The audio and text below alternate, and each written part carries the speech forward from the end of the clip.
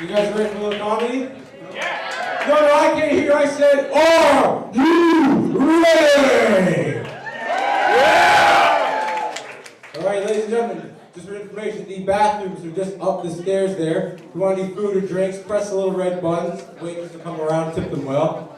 I'm your opener for this evening, Billy Baird, and your headliner for this evening is a good friend of mine, really funny guy, Craig Fay, everybody. Give a round of applause for that. Cool. So I've come to realize a few things lately. Just because, here's a little advice to everybody, just because there's more than one of something does not mean it has to be shared. Take gum, for example. Anytime anybody here pops a piece of gum in their mouth, everybody always comes up to them and gives them that, like, please sir, I want some more hand, you know what I mean? Everybody expects that you're going to share it. I hate that.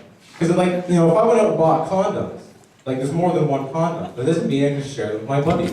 It'd be really weird if, like, I'm unwrapping and all of a sudden I got a bunch of guys with their pants on their ankles expecting some condoms from me. And, you know, like I said, just because there's more than one of something does not mean it has to be shared. If a woman gives birth to quintuplets, it doesn't mean she keeps one of the babies and the rest are up for grabs.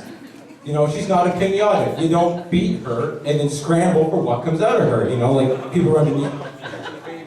You know, no, you don't do that. Right, maybe sometimes people have had falling out with things, people, girlfriends, relatives. I had a falling out with Lego. Yeah, I had a falling out with Lego. Anybody remember Legoland at Ontario Place? Yeah!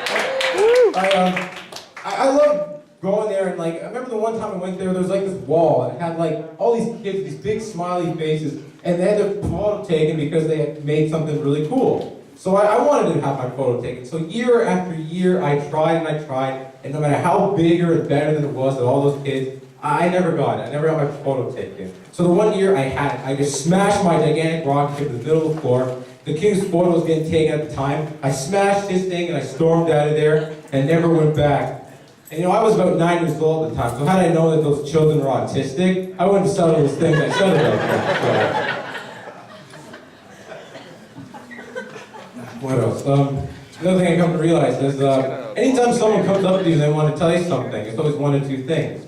It's either like, oh man, I really gotta run, I'm in a big hurry, right? But, you know, I got a quick something, you got like 5 minutes or something? Or it's either like this, oh look man, it's a long story, right? I don't have a lot of time, I'll tell you later.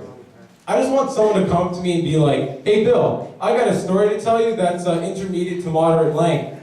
If you got an average amount of time, I'd like to tell you a medium tale at neither a quick nor prolonged pace. And I'd like to tell you right at noon. Yeah, no, I really wish somebody, wow, that joke has gone over a lot better. Wow. That joke has gone over a hell of a lot better than that. Wow, that's surprising. Right, another thing, I was talking about like how just because it's more than one, it doesn't need to be shared. But has there ever been one of something that nobody has ever shared? It's by far the Tickle Me Elmo. If anybody ever in this room had it, you guaranteed you did not share that thing.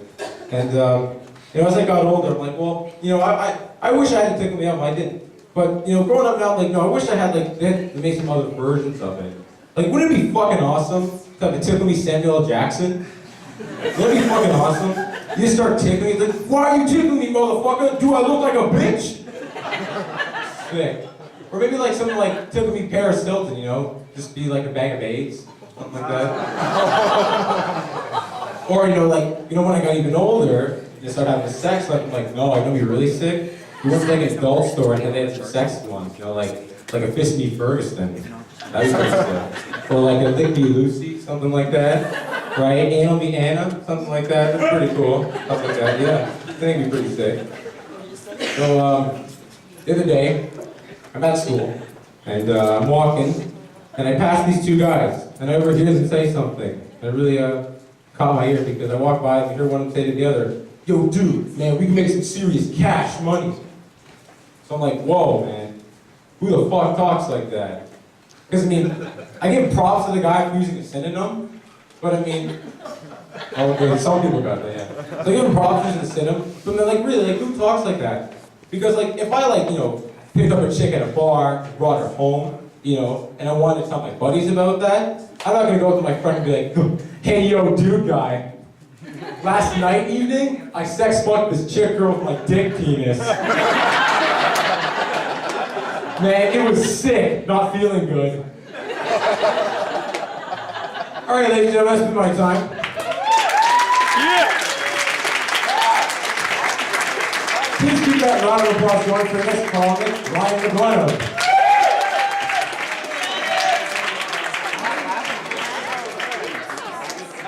There he goes.